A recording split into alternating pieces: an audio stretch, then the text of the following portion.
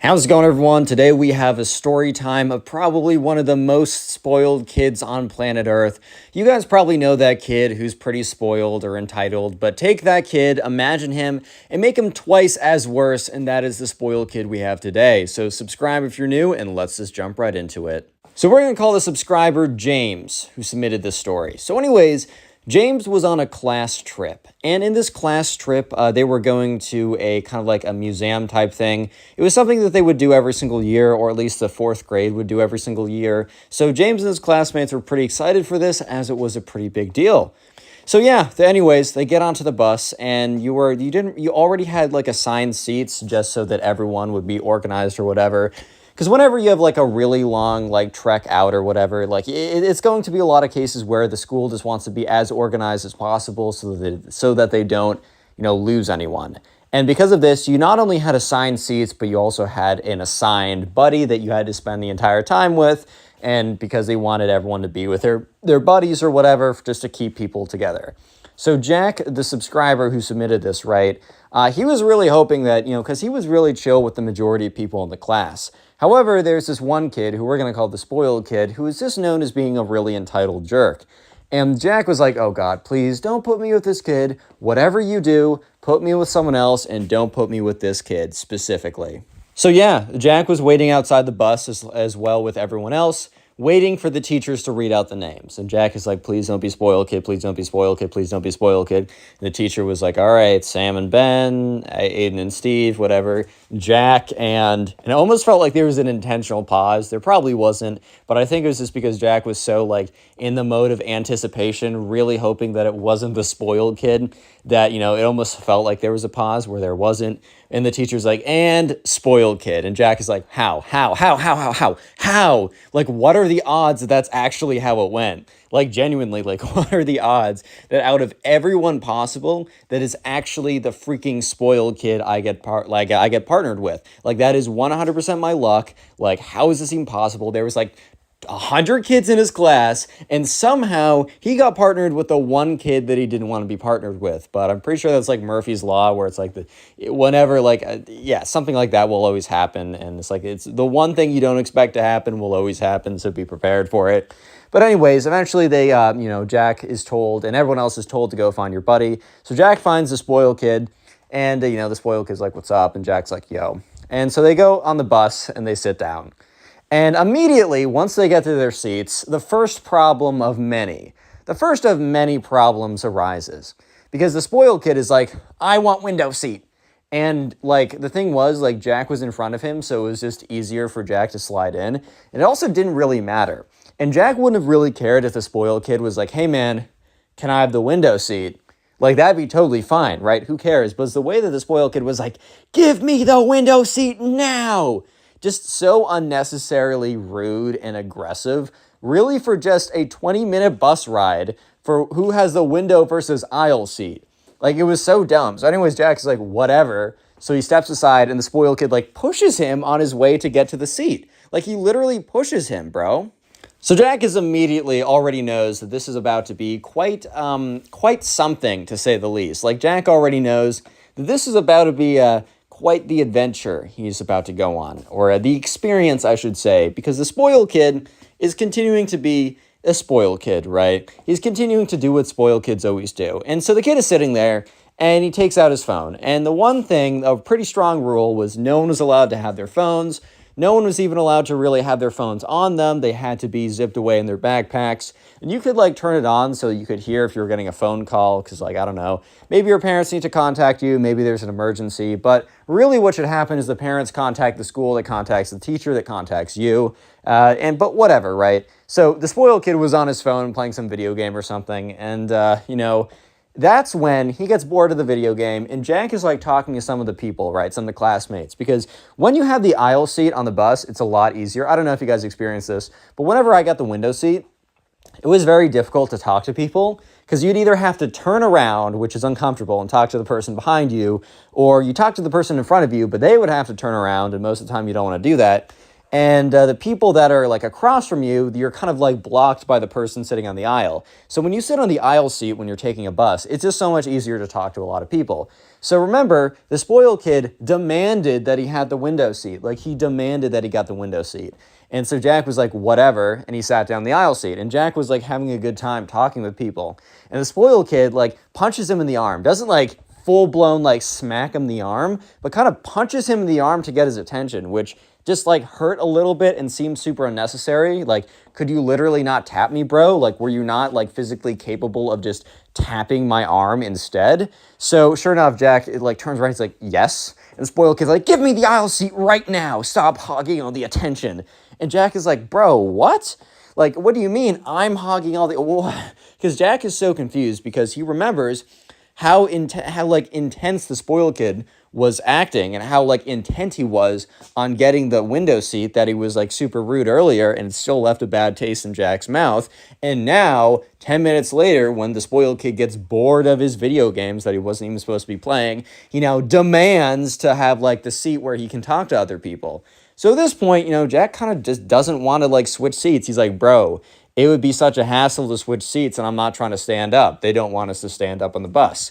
And the spoiled kid starts punching Jack in the arm. He's like, give it to me, give it to me, give it to me, give it to me. And, you know, he's like, stop. Jack's like, stop, stop. What are you doing right now? And the spoiled kid's like, I'm going to make your life a living hell unless you switch seats right now.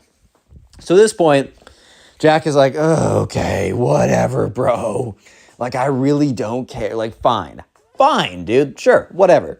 So Jack stands up and immediately hears Jack sit back down. So Jack sits back down because one of the teachers in the front, because you can't be standing up while the bus is moving just in case it has to stop abruptly. You would go like, you'd fall over, maybe you'd hurt yourself, just for reliability's sake. So he sits back down, and the spoiled kid starts punching him in the arm. He's like, bro, why'd you sit down? Like, I'm trying to sit in that seat. And Jack's like, dude, I was just told by the teachers that I need to sit down right now. Like, I'm sorry. Like, you're going to have to climb over me. So the spoiled kid is like, fine. So Jack starts sliding in towards the window, and the spoiled kid starts climbing over Jack. And the spoiled kid legitimately, like, falls. Like, he's trying to climb over, and he loses his balance, and then just falls on top of Jack. And Jack's like, dude, get off of me. And the spoiled kid's like, you get off of me, bro. Which is like, did you really just say you get off of me, bro, when you're literally sprawled on top of Jack? Like, you are on top of Jack right now. You are sprawled on top of this guy. How is he supposed to get off of you when you have him pinned down? So eventually the spoiled kid gets the aisle seat. And here's the thing. I think the spoiled kid just imagined that anybody, literally anybody, if you sit in the aisle seat, you will have people to talk to. But the thing was, most people didn't like the spoiled kid because, I don't know, he's pretty clearly a big, massive jerk, right? And it feels pretty obvious right now. So the spoiled kid, when he actually got the aisle seat, people like weren't talking with him. So the spoiled kid starts to get mad and turns over to Jack, because Jack is now just looking out the window. Jack is not talking with anyone because he's not in the aisle seat. He's looking out the window and he hears bump, bump, bump, or he doesn't hear. He feels up like a punching against his arm. He's like, I swear to God, this kid is going to get KO'd from me if he doesn't stop it. So he turns around. He's like, what? And the spoiled kid's like, you tricked me into giving me your like window seat. Like, I want it back now. And Jack looks at him and is like, dude, can you please just choose? It's literally, we have 5 minutes left in our drive. Like, can you not chill out for 1 frickin' second, dude? And the spoiled kid's like, you tricked me. Like, you were making it seem so fun in the aisle seat so that you could have my window seat. Like, I want it back. And Jack's like, dude, okay, if I give this back to you, we're not going to switch again. Like, I'm not going to switch with you again. If we switch, we're never going to switch again, okay? And the spoiled kid's like, yeah, fine, whatever. So when Jack and the spoiled kid finally switch seats, Jack gets back to sitting, right? And he sits there, and remember, now the people that are sitting in the aisle, they see that Jack is sitting there, so they're like, oh, we like this guy. So they start talking to him again, and the spoiled kid starts to get super angry, and he taps Jack again. He's like, dude, why did you trick me again? And Jack turns around and is trying to keep his rage together, because I don't know about you, but I would be pretty angry myself as well. But Jack is like, what do you mean now? And he's like, dude, like, you tricked me again. Like, we gotta switch. And Jack's like, no, I'm not gonna switch. And so the spoiled kid's like, starts punching him. He's like, like, we gotta switch now. And Jack literally just clocks him in the arm as hard as possible. And the spoiled kid's like, And Jack's like, oh my God.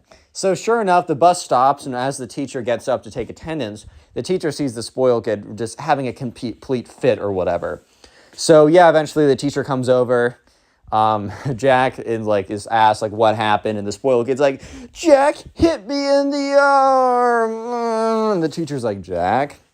And so Jack was like he was beating me in the arm again and again and again. I just did it back to make him stop. And the teacher's like, well, obviously he wasn't doing it super hard to you, and you played way too hard back. No roughhousing. Apologize to the spoiled kid. And Jack is like, oh my God, I need to apologize to this kid? Dude, like, I don't think I can stomach apologizing to this kid. I just hate him so much, bro. Like, I just hate this so much, bro. Like, I can't take this anymore, dude. And so, yeah, the spoiled kid, Jack is like, sorry. The spoiled kid's like, it's okay. That's fine. I'll recover eventually. Maybe I'll have to amputate this arm, but I don't know. We'll see. And Jack is like, oh my God, I just want to beat this kid. Oh my God. Oh my God. And the teacher's like, all right, well, everyone get with your buddies and go off to the museum or whatever. So they get up, and Jack notices the spoiled kid stops crying immediately. Like, he doesn't kind of sometimes a kid will cry and they'll mean it. They'll actually be truly upset, but they'll slowly stop crying. They'll cry less and less and less until they basically stop, right? This was not that. The spoiled kid was putting on an act, and Jack realized it because he literally shut off his tears and any emotion the second they got up. The second the teacher walked away, he was a totally different kid. Yeah, so tears is the secret word of the day. So if you made it this far into the video, comment tears down below. That'll be the secret word. I want to see how many people made it. And while you're in the comment section, check the pinned comment. There's a link to my Spotify page where you can listen to these stories on Spotify as podcasts. As well, there are 2 links to my 2 other channels that very soon I'll be posting daily on, so please subscribe to them. It will help me out. And if you're listening on Spotify, please rate 5 stars on the main page. And anyways, let's get back to it. So sure enough, the spoiled kid and Jack, they start walking into the museum. And I wasn't told exactly what type of museum this is, so let's just say that I don't know, it's a history museum. That's a pretty common type of museum because museums are historical or whatever. Right? Some type of historical museum, whatever. And this was a pretty popular museum. A lot of people would come to go see it. So when Jack and the spoiled kid were walking in, Jack hears the spoiled kid go, oh my God. And Jack's like, what? And he turns around, and the spoiled kid looks like he just saw a freaking ghost.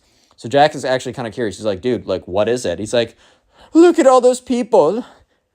What? Look at all the diseases they must have. And he points at them, and Jack's like, what are you talking about? He's like, the lower classes, they're everywhere. And Jack's like, wait, what? He's like, yes, the lower incomes, they're all around me. I might catch their disease and be like them. I can't have that happen. Oh. And Jack's like, dude, shut up. What are you saying? He's like, don't say shut up to me. I'm worried for you too, Jack. Even though you're probably one of the poors anyways. But you might become more like them. And Jack's like, dude, shut up. Oh my God, please. So the spoiled kid was like, Jack, I need you to tell me. You're around the poors all the time, and you are one as well. Will they eat me if they see me? And Jack's like, dude, shut up. What are you even saying right now, bro? Huh? And he's like, the poors, I think they want to eat me and take all my stuff. And Jack's like, dude, shut up. And he just grabs the spoiled kid and drags him in. The spoiled kid's like, no, Jack, no, you're betraying me. No. Eventually they get in. I think the spoiled kid realized that the quote unquote poors are not going to eat him. And he's like, oh, I'm safe for now. They must think I'm one of them. Oh, gross. And Jack's like, dude, shut up. Oh my God. Yeah, so Jack kind of realized that being with the spoiled kid was going to suck, but he didn't realize it was going to be this bad. He knew it was going to be bad, but he's like, he didn't expect it to be this bad. This is a whole new level of terrible. This is a whole new level of, oh my God, damn, bro. It gets this bad? Yeah, so anyways, they're walking around the museum or whatever, and the spoiled kid starts touching something. And in the museum, you're not really allowed to touch stuff. At least in a lot of cases, there'll be signs being like, hey, can you please not touch the whatever exhibit like you're just not supposed to. And the spoiled kid is just freaking full on gripping this thing, right? He's just like feeling it or whatever. God, don't take this out of context. He's just like, let's say it's a rock. Let's say it's a historical rock or something. He's just like feeling this historical rock or whatever, gripping the historical rock. I'm going to shut up. And anyway, so one of the people who work at the museum comes over, is like, hey buddy, can you not touch it? And the spoiled kid is like, what do you mean I can't touch it? Like, I get that like the masses can't touch it. And he's like, but I'm VIP. And the guy working in the museum is like, sorry, no one can touch it. Like, I can't really touch it either. Like, I'm not supposed to. I'm just supposed to tell people that they shouldn't be touching it, right? And the spoiled kid's like, no, I don't think you understand. I'm actually VIP.